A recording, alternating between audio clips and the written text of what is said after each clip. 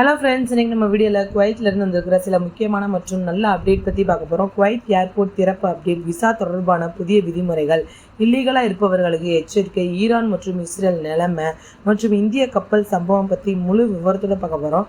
வீடியோவை ஸ்டார்டிங்லேருந்து எண்டிங் வரைக்கும் ஸ்கிப் பண்ணாமல் பாருங்கள்.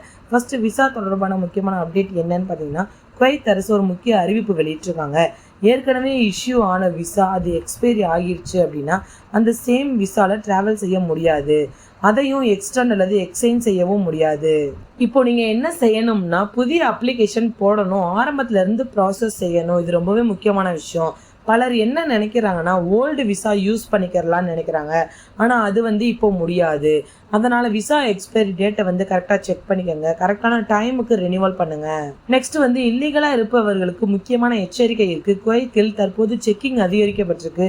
போலீஸ் நடவடிக்கை கடுமையாக இருக்குது.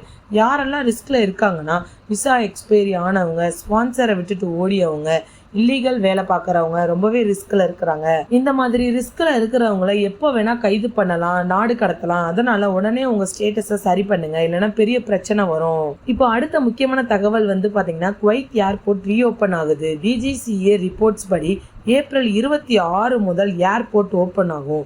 இதனால் டைரக்ட் டிராவல் பாசிபிளா இருக்கும். சவுதி வழியாக போக வேண்டிய அவசியம் குறையும். ஆனா ஒரு கண்டிஷன் இருக்கு. லிமிட்டட் ஃபிளைட்ஸ் தான் இருக்கு. உதாரணமா ஒரு நாட்டுக்கு வாரத்துக்கு 2 ஃபிளைட்ஸ் மட்டும்தான் இருக்கும். சிலருக்கு 3 ஃபிளைட்ஸ் இருக்கும்.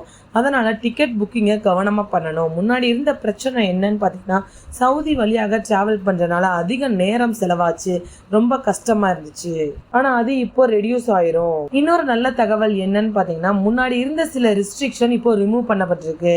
என்ன ரெஸ்ட்ரிக்ஷன்லாம் ரிமூவ் பண்ணப்பட்டிருக்குன்னு பார்த்தீங்கன்னா, கூட்டமாக சேர்வது, சில ரிலீஜியஸ் ஆக்டிவிட்டீஸ், ஃபங்க்ஷன்ஸ், இதுக்கெல்லாம் ஒரு சில ரெஸ்ட்ரிக்ஷன் இருந்துச்சு. இப்போ நிம்மதியாக நமாஸ் செய்யலாம், ஃபங்க்ஷன் நடத்தலாம், ஃப்ரீயா மூவ் பண்ணலாம், வாழ்க்கை நார்மலாக திரும்ப ஆரம்பிச்சிருச்சு. நெக்ஸ்ட் இன்டர்நேஷனல் லெவல்ல பெரிய இஷ்யூ இருக்கு. ஈரான் ஒரு இந்திய கப்பலை கைப்பற்றியுள்ளது. அந்த கப்பல் க்ரூட் ஆயில் எடுத்துக்கொண்டு வந்தது. அப்போது என்ன நடந்துச்சுன்னு பார்த்தீங்கன்னா, ஈரான் கடற்படை அந்த கப்பலை சுற்றி அதை பிடித்து கண்ட்ரோல் எடுத்துக்கொண்டது. இதனால் உலக அளவில் டென்ஷன் அதிகரிச்சிருக்கு. இந்த ஹர்மூஸ் பகுதியில பல கப்பல் நிறுத்தப்பட்டிருக்கு. மூவ்மெண்ட் ஸ்லோ ஆகியிருக்கு.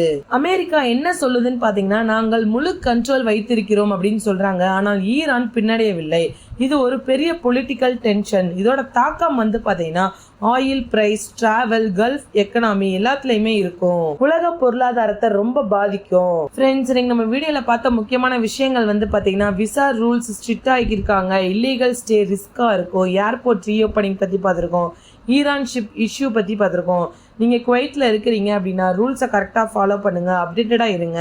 இந்த வீடியோ உங்களுக்கு ரொம்பவே யூஸ்ஃபுல்லா இருக்கும்னு நினைக்கிறேன். மறக்காம நம்ம சேனலை சப்ஸ்கிரைப் பண்ணிக்கோங்க. தேங்க்யூ.